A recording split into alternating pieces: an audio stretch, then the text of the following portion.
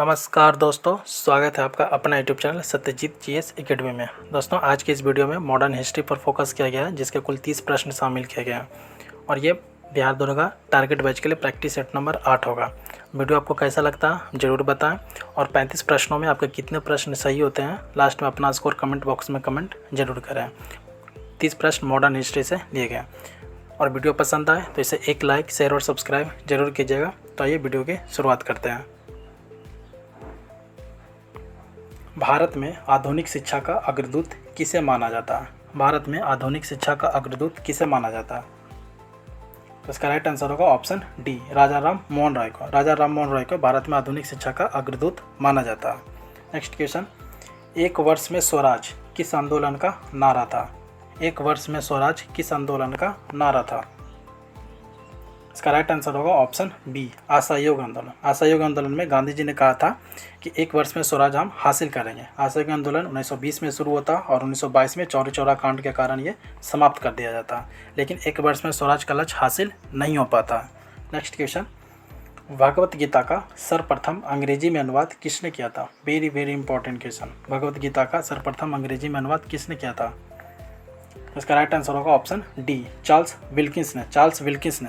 और इसमें जो बंगाल का गवर्नर होता है वो वारेन हेस्टिंग्स होता है, वारेन हेस्टिंग्स। नेक्स्ट क्वेश्चन, 1920 में लाला लाजपत राय द्वारा लाहौर से उर्दू का कौन सा समाचार पत्र प्रकाशित किया गया? 1920 में।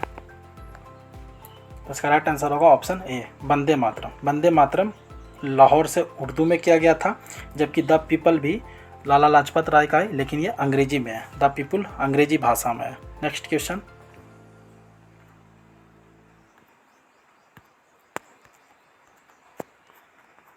सरदार पटेल ने किस साल कराची अधिवेशन की अध्यक्षता की थी? Very very important question. Sardar Patel ने किस साल कराची अधिवेशन की अध्यक्षता की थी? तो ये 1931 में किए थे, ऑप्शन सी सही होगा। 1931 में कराची अधिवेशन की अध्यक्षता सरदार पटेल द्वारा किया जाता है और इस अधिवेशन में मौलिक अधिकार को शामिल किया जाता है। इसी अधिवेशन में मौलिक अधिकार को शामिल किया जाता है।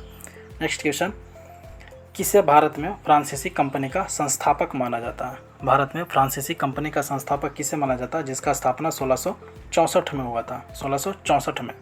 तो इसका संस्थापक कोलवर्ट को माना जाता है। ऑप्शन सी सही होगा, कोलवर्ट।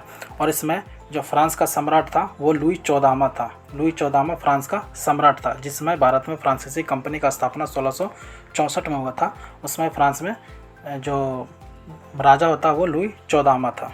नेक्स्ट क्वेश्चन, डचों ने बंगाल में कौन सा कारखाना स्थापित किया था?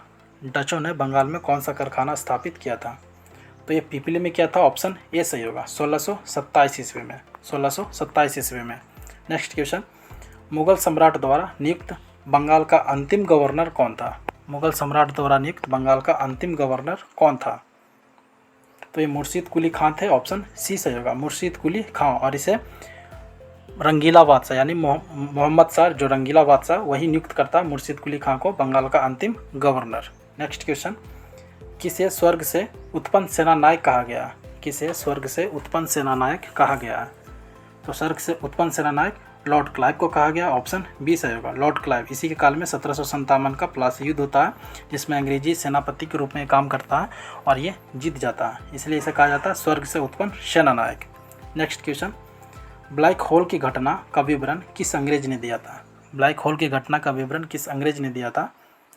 तो इसका राइट आंसर होगा ऑप्शन डी, हॉलवेल ने दिया था। हॉलवेल। ब्लैक होल की घटना में 146 अंग्रेज को सिराजुद्दौला ने कालकोठरी में बंद कर दिया था और अगली सुबह वहाँ से सिर्फ और सिर्फ 123 अंग्रेज मर गए थे और उसमें से 23 अंग्रेज जीवित रहा था। 23 अंग्रेज जीवित रहा था।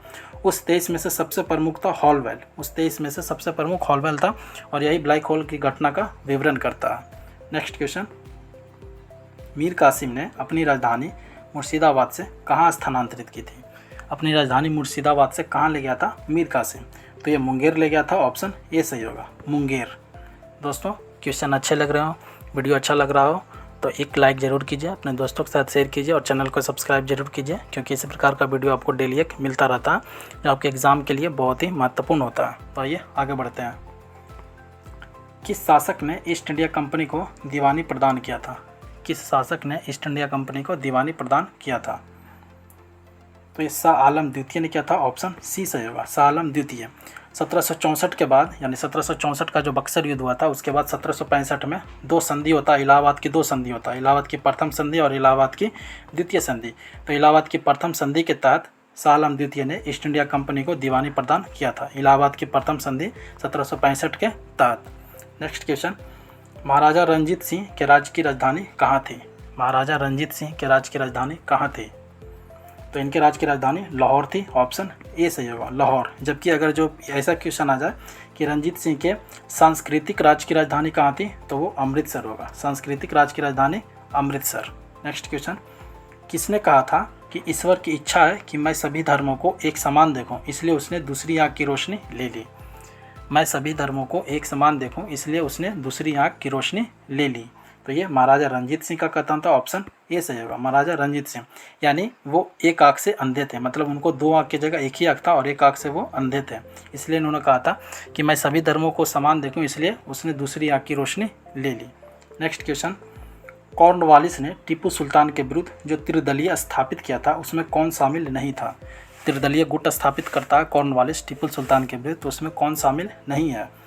तो उसमें होलकर शामिल नहीं था, ऑप्शन डी सही होगा, होलकर शामिल नहीं था। जबकि उसमें मराठा, निज़ाम और अंग्रेज़ ये तीनों उसमें शामिल था, चूँकि कॉर्नवालिस तो खुद अंग्रेज है, इसमें मराठा, निज़ाम और अंग्रेज़ तीनों शामिल था, होलकर शामिल नहीं था। नेक्स्ट क्वेश्चन, बंगाल का प्रथम गवर्नर जनरल कौन बना था? बंगाल का प्रथम गवर्नर जनरल कौन बना था? तो ये वारेन हेस्टिंग्स बनता, ऑप्शन ए सही होगा, वारेन हेस्टिंग्स। 1773 के रेगुलेटिंग एक्ट के तहत वारेन हेस्टिंग्स बंगाल का प्रथम गवर्नर जनरल बनता। जबकि लॉर्ड विलियम बेंटिंग की बात करें तो ये भारत का गवर्नर जनरल बनता। भारत का प्रथम गवर्नर जनरल बनने वाला व्यक्ति लॉर्ड विलियम बेंटिंग है। जबकि भारत का प्रथम वायसराय लॉर्ड कैनिंग बनता है, प्रथम viceroy Lord Canning. Next question, सबसे अधिक समय तक भारत का वायसराय कौन बना रहा? सबसे अधिक समय तक भारत का वायसराय कौन बना रहा? तो इस ऑप्शन के हिसाब से देखिएगा, ये ऑप्शन बेस्ड क्वेश्चन है। डफरिन की बात करें तो डफरिन 1884 से लेकर 1888 ईस्वी यानी 4 साल रहा।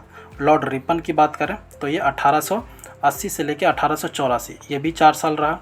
लॉर्ड लिटन की बात करें तो ये 1876 से लेकर 1880 ये भी 4 साल रहा। जबकि लॉर्ड कर्जन की बात करें तो ये 1899 से लेकर के 1905 ईस्वी तक रहा। 1899 से लेकर 1905 ईस्वी तक टोटल 6 साल। तो सबसे लंबा जो वायसराय का कार्यकाल हुआ किसका हुआ? लॉर्ड कर्जन का, लॉर्ड कर्जन, ऑप्शन डी सही होगा, लॉर्ड कर्जन। नेक्स्ट क्वेश्चन, महारानी विक्टोरिया को भारत की सामग्री कब घोषित किया गया था? महारानी विक्टोरिया को भारत की सामग्री कब घोषित किया गया था? 1877 में किया गया था, ऑप्शन ए सही होगा। 1877 में भारत की सामग्री घोषित करके इन्हें कैसर ए हिंद का उपाधि दिया जाता है, कैसर ए हिंद का उपाधि दिया जाता और दिल्ली में भव्य दरबार का आयोजन किया जाता है लॉर्ड लिटन के द्वारा, लॉर्ड लिटन के द्वारा। तो इसका राइट आंसर होगा option A 1877। Next question, Lord Cornwallis की कब्र कहाँ पर स्थित है? लॉर्ड कॉर्नवालिस की कब्र कहाँ पर स्थित है? तो ये गाजीपुर में स्थित है, ऑप्शन डी से होगा, गाजीपुर उत्तर प्रदेश में स्थित है, गाजीपुर उत्तर प्रदेश में स्थित है। और इसकी मृत्यु 1805 ईस्वी में होती है, इसकी मृत्यु 1805 में होती है। नेक्स्ट क्वेश्चन, आंग्ल नेपाल युद्ध किसके शासनकाल में हुआ था? आंग्ल नेपाल युद्ध किसके शासनकाल में हुआ था? ऑप्शन बी सही होगा, लॉर्ड हेस्टिंग्स, लॉर्ड हेस्टिंग्स। इसके काल में 1814 से 16 के बीच में आंग्ल नेपाल युद्ध होता और 1816 में ही इस युद्ध का अंत संगौली की संधि के तहत होता है, संगौली की संधि। और ये भी बहुत बार क्वेश्चन पूछा गया कि संगौली की संधि कब होता है, तो 1816 में होता और इसमें जो बंगाल का गवर्नर होता है वो लॉर्ड हेस्टिंग्स होता और इसी संधि के तहत प्रथम आंग्ल नेपाल युद्ध समाप्त होता है। नेक्स्ट क्वेश्चन, किसके शासनकाल में कृषि विभाग का स्थापना हुआ था? कृषि विभाग का स्थापना हुआ था तो ये हुआ था 1872 ईस्वी में, 1872 ईस्वी में। और इसमें जो भारत का वायसराय था वो लॉर्ड मेयो था, ऑप्शन डी सही होगा, लॉर्ड मेयो। लॉर्ड मेयो का जो कार्यकाल है वो 1869 से लेकर 1872 है। लॉर्ड मेयो का कार्यकाल 1869 से 1872 है। नेक्स्ट क्वेश्चन, किसके शासनकाल में भारत में नियमित जनगणना शुरू हुआ था? नियमित जनगणना ये शुरू हुआ था 1881 ईस्वी में, 1881 ईस्वी में। और इसमें जो भारत का वायसराय था लॉर्ड लिपन था, ऑप्शन बी सही होगा, लॉर्ड लिपन।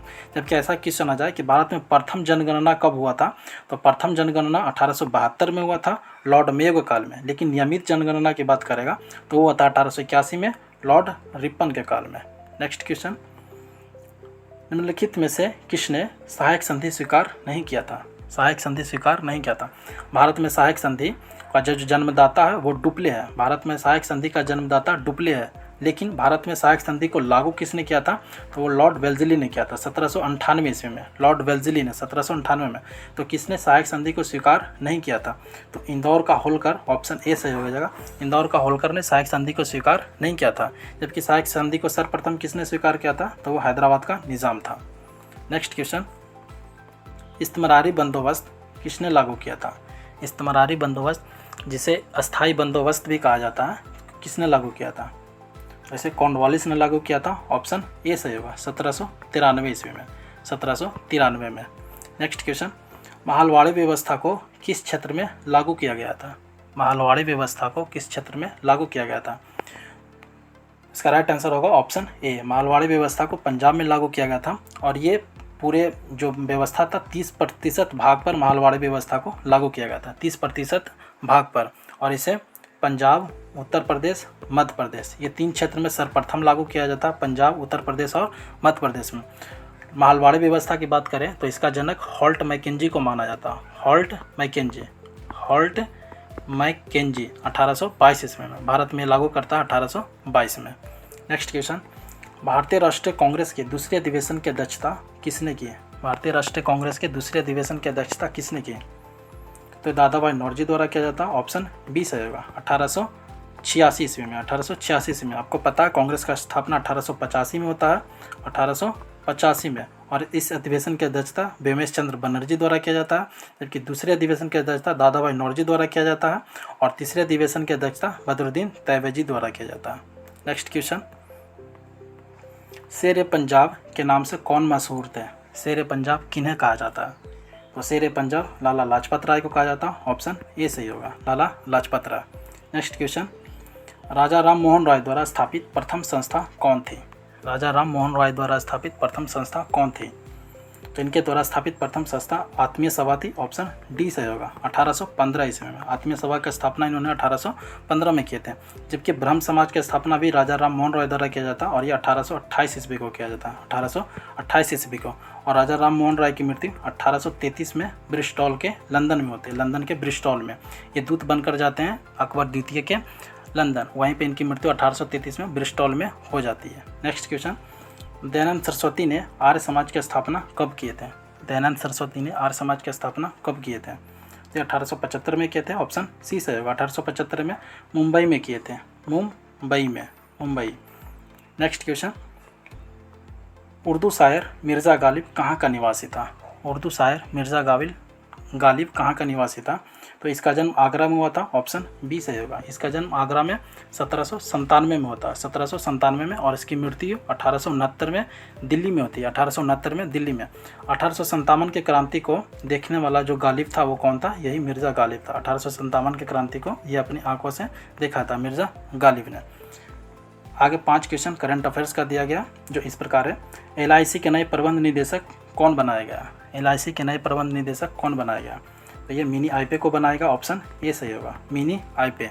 नेक्स्ट क्वेश्चन, किस केंद्र शासित प्रदेश में पानी माह का आयोजन किया गया? वेरी वेरी इंपॉर्टेंट क्वेश्चन होगा ये। पानी माह का आयोजन किस केंद्र शासित प्रदेश में किया गया?